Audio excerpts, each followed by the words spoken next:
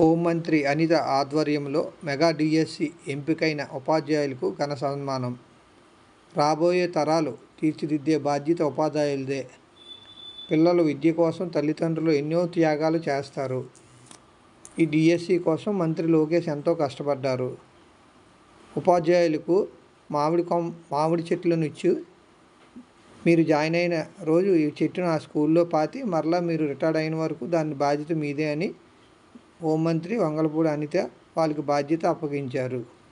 October 2 Gandhi జయంతి రోజు మరియు దసరా కావడంతో 145 మంది ఉపాధ్యాయులకు బాధ్యత అప్పగించారు. మన హోమ్ మినిస్టర్ వంగలపూడి అనిత గారు అక్కడ నుంచి డైరెక్ట్ గా గజపతి నగర్ తీసుకొచ్చి నన్ను పెట్టారు. చాలా సీరియస్ గా నవ్వండి. అందరూ పండగ రోజు, ఉద్యోగాల్లో అడుగు పెడుతున్న రోజు ఒక చిన్న డబ్బా స్కూల్ ఉండేదన్నమాట. ఇప్పుడు అంటే స్కూల్స్ మంచిగా వచ్చింది. అందరూ 5 టీచర్లు ఉండేవాళ్ళు. 3 కొత్త టీచర్లు, 3 ఉండేవాళ్ళు టీచర్లు.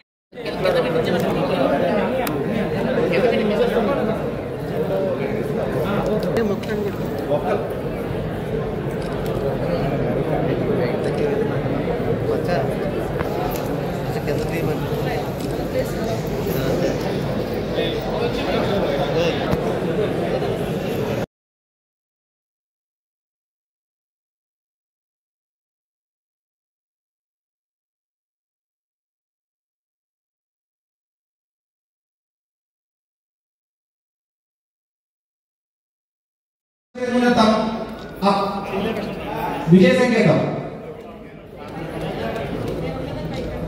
మేడం గారు ఒకసారి అభినందనలు తెలియజేయండి. ఒకసారి గట్టిగా హాల్ మార్మోలుకోవాలి. నిద్రపోతున్నటువంటి నిద్రపోతూ వదులుకోవాలి.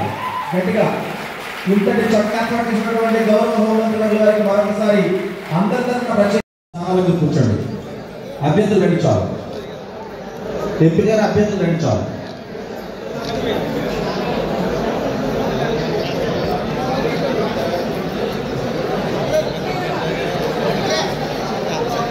మేడం గారితో అభ్యర్థులు వాళ్ళు స్టేజ్ మీద ఉన్నవాళ్ళు సాగించాల్సిన కోరుచున్నాను. స్టేజ్ పైన ఉన్నవాళ్ళు మేడం గారు సన్మాన కార్యక్రమం చేసినప్పుడు దయచేసి ఎవరు అడ్డగా తిరగదండి.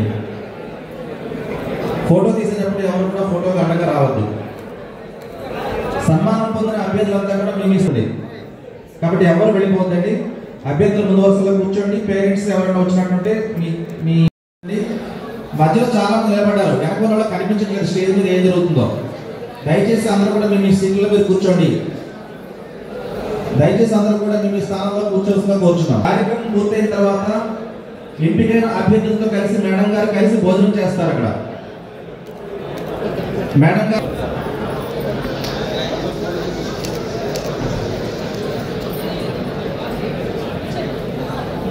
రండమ్మా, త్వరగా రండి. అయ్యా దయచేసి ప్రెస్ వారి వెనకాల ఎవరు కూడా నిలబడవద్దండి. చాలా మంది కెమెరాలు తీసుకుని వస్తున్నారు. మీ అభ్యర్థులు లేకపోతే మీ రిలేటివ్ లేకపోతే మీ వాళ్ళు ఎవరు వస్తే వాళ్ళు ఒక్కరే 2 సరిపోతుంది. వెనకున్న వాళ్ళకి ఏం కనిపించడం లేదు.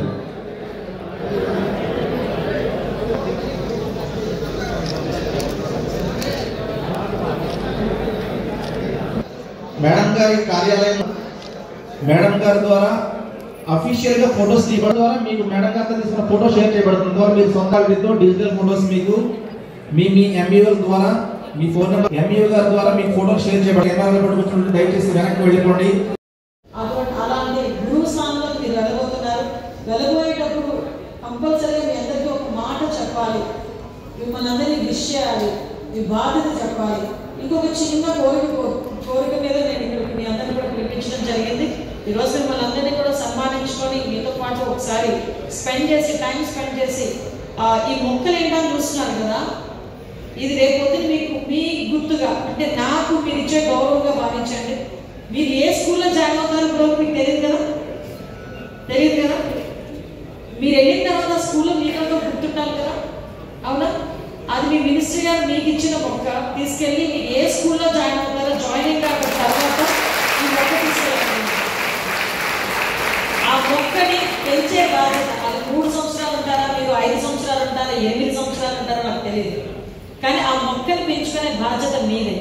మీరు రేపు పొద్దున రిటైర్ అయిన తర్వాత అయినా నేను ఫస్ట్ ఈ స్కూల్కి వెళ్ళానంటే ఆ మొక్క కనిపించాలి మీకు. అందుకే అందరికీ మామిడి మొక్కలు తీసుకొని వచ్చాను.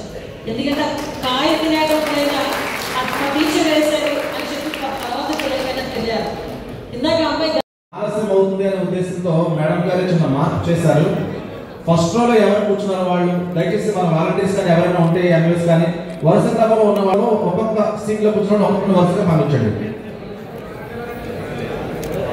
వరుస క్రమంలో పంపించండి. మేడం గారు మహిళా టీచర్లందరికీ కూడా చీర, మేల్ టీచర్స్ అందరికీ కూడా ఒక జత బట్టలు కూడా పెట్టి పంపిస్తున్నారండి.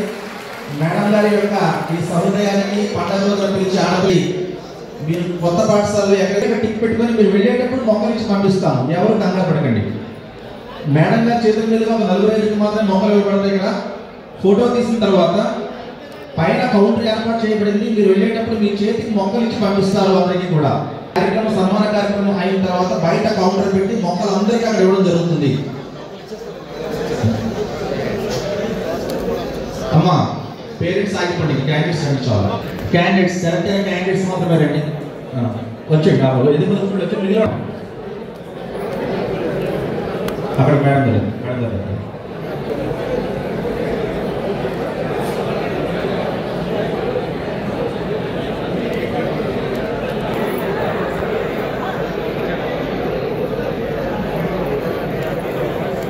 ఇక్కడ సన్మాన కార్యక్రమం జరిగిన తర్వాత మీ స్థానంలో కూర్చొని మేడం గారు అక్కడికి వస్తారు, మీ మధ్యకి వస్తారు, మీతో సెల్ఫీ తీసుకుంటారు. మేడం గారు మీ స్థానంలో మీరు కూర్చోండి.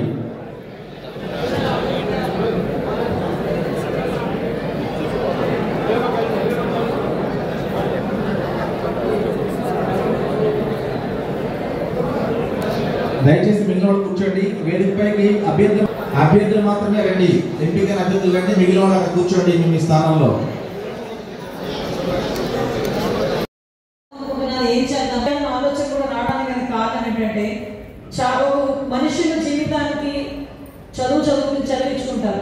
చదువు ఎలా చదివిస్తారంటే చాలా మంది తల్లిదండ్రులు కొంతమంది ఉద్యోగాలు చేసి చదివించుకుంటారు. ఎవరి స్థాయికి తగ్గట్టు చదివించుకుంటారు. కానీ కూలి పని చేసుకునే వాళ్ళు కూడా తమ బిడ్డల్ని ఆ వృత్తిలోకి రానివ్వరు. కంపల్సరీగా నా పిల్లోడు ఎంత కష్టమైనా నేను చదివిస్తాను. ఆ చదివించిన తర్వాత వాడికి మంచి ఉద్యోగం తీసుకొస్తే ఆ ఉద్యోగం జీతం డబ్బులు తీసుకొచ్చి మీ నాన్నకో మీ అమ్మకో ఇస్తామని కాదు. మాలాంటి జీవితం కాకుండా వాడికి ఒక మంచి జీవితాన్ని ఇవ్వాలి.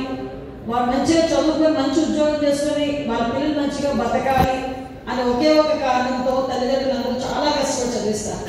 ఆ కష్టపడి చదివించిన తర్వాత చదువుకున్న కొడుకు కళ్ళ ముందు తిరుగుతూ ఉంటే కనీసం ఆ రోజు మీరు కూలిపోయినా నేర్పించలేదే, ఈరోజు ఏ ఉద్యోగం సద్యోగం లేకుండా ఖాళీగా తిరుగుతున్నాడని చాలా మంది తల్లిదండ్రులు అనుకునే సందర్భాలు ఉంటాయి. కొంతమంది గవర్నమెంట్ ఉద్యోగం గురించి రాత్రులు పగలు కష్టపడి కొన్ని సంవత్సరాలుగా జీవితాన్ని ఆ కాంపిటేటివ్ ఎగ్జామ్స్ బుక్స్ తిరగేసేసరికే సరిపోతుంది. అటువంటి పరిస్థితి నుంచి ఒక్కసారి ఉద్యోగం వస్తే నిజంగా ఆనందం ఎలా ఉంటుంది. ఆ తల్లిదండ్రులకి నిజంగా కళ్ళంటే ఇందాక దుర్గారావు చూశాను. వాళ్ళ అమ్మాయి అపాయింట్మెంట్ ఆర్డర్ తీసుకునేటప్పుడు అతని కళ్ళలో నీరు తిరిగింది. అంటే అది కష్టానికి వచ్చిన ఫలితం కింద భావించే పరిస్థితి. అటువంటి సందర్భంలో ఎన్డీఏ కూటమి స్టార్ట్ అయినప్పుడు మేమందరూ కూడా ఎలక్షన్ క్యాన్వాసింగ్కి వెళ్ళేటప్పుడు చాలా ఎక్కువ మంది లోకేష్ బాబు గారు పాదయాత్ర చేస్తున్నారు. పాదయాత్ర చేస్తుంటే ఒక బజ్జీ కుట్టుకున్న అమ్మ దగ్గర ఒకసారి కూర్చున్నారు సార్. నేను ఆ రోజున్నా ఆవిడ బజ్జీలు చేస్తుంది. ఏం చదువుకున్నారు పిల్లలంటే డిగ్రీ లేని బాబు, ఒక అమ్మాయి బీఈడి, ఒక అమ్మాయి ఎంఎస్సీ. ఏంటి నీకు ఏం కావాలని అడిగితే ఏం అవసరం లేదు, మీకు గవర్నమెంట్ వచ్చిన తర్వాత మా పిల్లలకి ఉద్యోగాలు ఇప్పించండి అని ఒకే ఒక మాట అడిగారు. ఆ ఒక్క మాటకి ఆయన మేనిఫెస్టోలో 20 లక్షల ఉద్యోగాలను చెప్పి పెట్టుకొని దానికి మొట్టమొదటిగా మెగా డిఎస్సీని ఏర్పాటు చేస్తానని చెప్పి ఆ రోజు మీకు తెలుసా, ఈ మెగా డిఎస్సీ అనౌన్స్ చేయడానికి చేసిన తర్వాత మీరు అపాయింట్మెంట్ ఆర్డర్ చేతిలోకి తీసుకునేటంత వరకు కూడా కోర్టు కేసులు ఎన్ని పడ్డాయో తెలుసా మీకు? 140 కోర్టు కేసులు పడ్డాయి. నిజంగా ఒక యంత్రంలో పనిచేశారు. మైండ్ పెట్టారు మహానుభావుడు. నాకన్నా చిన్నవాడే కానీ మహానుభావుడు అన్నాను లోకేష్ బాబు గారు. ఎందుకంటే ఆయనకి ఏంటంటే నేను మెగా డిఎస్సీ ఫస్ట్ సిగ్నేచర్ ముఖ్యమంత్రిగా ప్రమాణ స్వీకారం చేసిన తర్వాత మొట్టమొదటి సిగ్నేచర్ కూడా చేసింది కూడా గౌరవ ముఖ్యమంత్రి గారు. ఈ మెగా డిఎస్సి ఫైల్ మీద చేశారు. ఆ రోజు మొదలుకొని మొన్న మీ అందరినీ పిలిచి అపాయింట్మెంట్ ఆర్డర్ చేతిలో పెట్టినంత వరకు నిజంగా ఒక తపస్సే చేశారు లోకేష్ గారు. ఎందుకంటే ఎవరు ఏ కోర్టులు ఏదేస్తారో తెలియదు. ఒక పక్క చూస్తే 16,000 మంది జీవితాలు, 16,000 మంది జీవితాలంటే వాళ్ళ కుటుంబం ఇంటూ 4 వేసుకున్నా కూడా ఒక్కసారి మనం ఆలోచించుకుంటే దగ్గర 70,000 మంది వచ్చే పరిస్థితి. అలాంటి మంచి ఆపర్చునిటీ మనం ఇచ్చేటప్పుడు ఏదో అంటారు కదా, దేవతలు యజ్ఞం చేస్తుంటే రాక్షసులు వచ్చి ఏదో చేస్తుంటారు. వాటన్నింటినీ చేయించుకొని ఈరోజు మీ అందరికీ కూడా అపాయింట్మెంట్ ఆర్డర్స్ చేతిలో పెట్టారంటే ఆయన కష్టం మీకు తెలియాలనే ఉద్దేశంతో ఈరోజు ఈ సందర్భంగా మీకు చెప్తున్నాను. ప్రత్యేకంగా చంద్రబాబు నాయుడు గారి తాలూకా ఉద్దేశం కూడా ఎలా ఉంటుందంటే, ఒక పక్క అడ్మినిస్ట్రేషన్ చేస్తుంటారు, ఒక పక్క అభివృద్ధి వెళ్తూ ఉంటుంది, ఒక పక్క సంక్షేమ కార్యక్రమాలు వెళ్తుంటాయి, ఒక పక్క ఉద్యోగ అవకాశాలు వెళ్తుంటాయి. మీకు తెలుసా, అత్యధికమైన డిఎస్సీలు ఇచ్చిన ఈ ముఖ్యమంత్రి లిస్టులో చూసుకుంటే చంద్రబాబు నాయుడు గారి దగ్గరికి రాలేకపోతున్నారు.